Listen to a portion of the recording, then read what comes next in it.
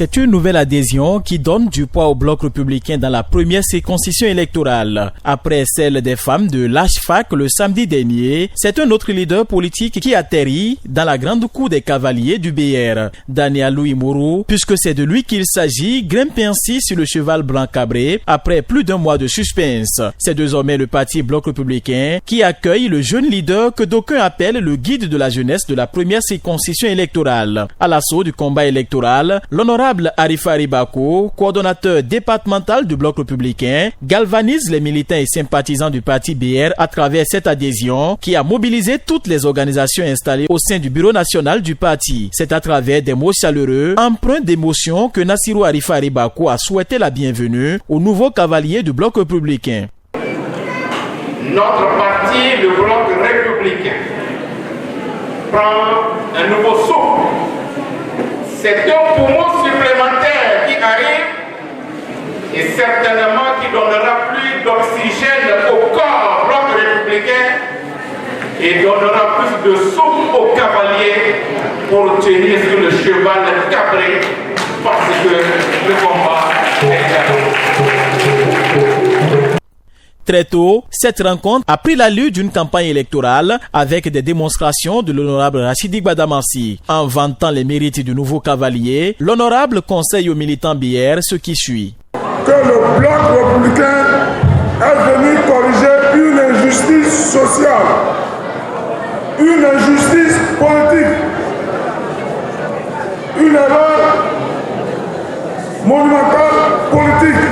En présence des ténors du parti bloc républicain dans le septentrion, Rachidi Gbadamassi, Robert Gbian, secrétaire national adjoint du BR, mais aussi devant des maires, élus BR des deux circonscriptions électorales, parents et amis de longue date entre autres, le nouveau cavalier Dalianou Mourou, très ému, déclare et s'engage. L'homme politique doit constamment se demander s'il est sur le bon chemin, s'il va dans la bonne direction. Il doit interroger son passé et se projeter vers l'avenir. Car, nous le rappelle Alexis de Tocqueville, lorsque le passé n'éclaire plus l'avenir, l'esprit marche dans les ténèbres. Que Dieu nous évite que nos esprits marchent dans les ténèbres.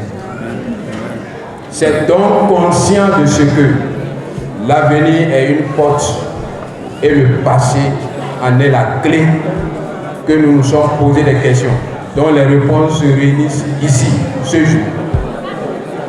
Ces questions nées au fond de nous et les réponses qu'elles ont suscitées nous ont conduits à nous ouvrir aux autres, les écouter et parfois nous remettre en cause.